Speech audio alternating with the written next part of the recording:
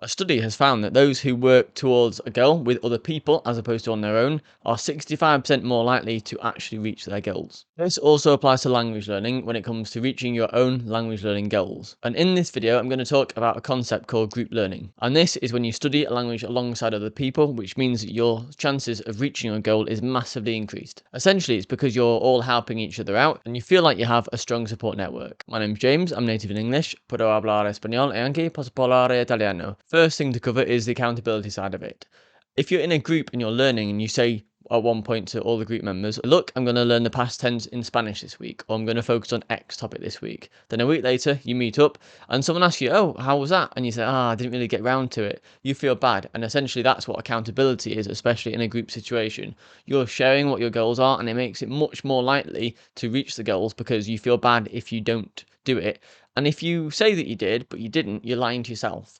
And that feels equally as bad. That's why you might have discovered in a classroom before, or if you've done a course, or even at school, if your colleagues or classmates are ahead of you a bit, it makes you feel bad compared to them. And although comparison isn't good, you can use it if you're really low on motivation and you need a group of people to help you get to your language goals, when otherwise you might be sidetracked or demotivated, or you might choose something else over studying towards your language goals. At least with the group of people, you stay accountable, because if you don't do it, you're going to have to tell them. The second point is you have less fear of making mistakes because you're all in the same process together. Essentially, if one of you mispronounces something, you're all going to make similar mistakes, so you feel less pressure because it's more normalized. We all understand that in order to get better at something, including language learning, mistakes are part of the process. Just like riding a bike, you fall off. Just like learning anything, a new instrument, you have to make mistakes and do things wrong to progress and to get better. Now, if the group mentality is that you're okay making mistakes and it's fine, and everyone does it, and you're comparing what mistakes you have and you sort of have a laugh while you're doing it, that makes it so much easier because you're not on your own just practicing with a native speaker or trying to memorize a load of words and getting them wrong. So in a group, it makes you feel so much better because you're all in the same process, same journey together. The next point is if you're in a community or in a group and someone asks something to a teacher or a native speaker in that group, you can see the answer that's being given to that other person.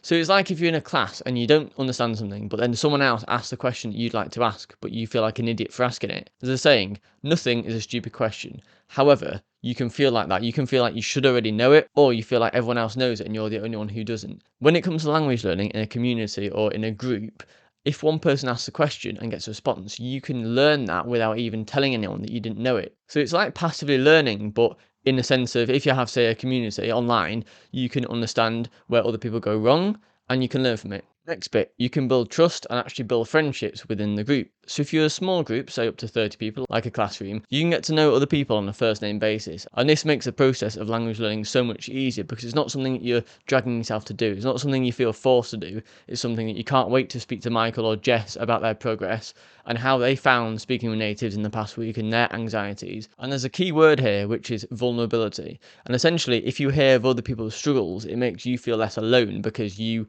are not the only one going through it. So if you speak to someone else and they say, oh yeah, I was struggling with this, X, Y, Z, you then build a deeper connection with them and it's like your friends getting on.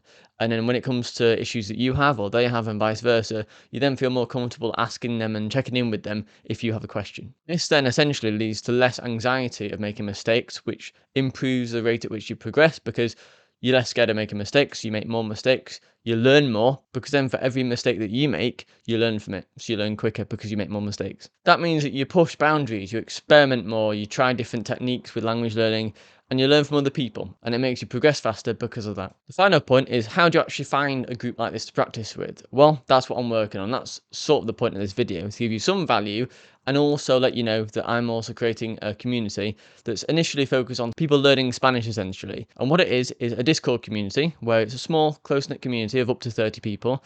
And there's a native speaker, a native teacher who will teach you, hop into the comments on Discord, and it's all text chat. So you can ask any question you want and get a response from the teacher, the other group members, or myself. So I'll be super active as well, helping you overcome any struggles. It's a bit like how a personal trainer works with someone who wants to get fit. You need accountability, you need support and direction, and this community is for that. And one main thing about it is having time to actually do it. So many people struggle to make time for language learning, so I've found out, However, this is text-based. So in the same sense as you might have a WhatsApp group chat and you only reply when you have time, that's absolutely fine.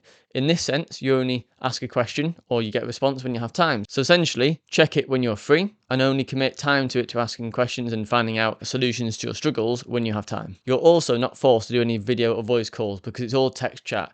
There will be a regular Q&A session for half an hour where myself and a native teacher and any other group members can hop onto a call on Discord, video call or voice call for half an hour, and you have a chance to ask any questions and get an immediate response and continue asking and dig deeper to really get the solution to a problem that you have at the moment. The reason I'm creating this accountability group really is because one of the main issues I'm seeing is that people don't have an accountability partner, or they don't have a community to share their struggles with, to get help with on a real-time basis.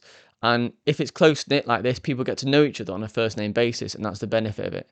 So it makes the language learning process more enjoyable, which makes it less like homework. So for those of you who are interested, there's a link below for more information. So just enter your email address. I won't spam you, but I'll know who's interested from your email address. I'm currently limiting it to 30 spaces, so if you're interested, it's on a first come, first serve basis. I'm going to keep everyone in the loop and launch it very shortly. So go and check it out if you're interested. One final thing is YouTube is very good at recommending you content that it thinks you will find valuable.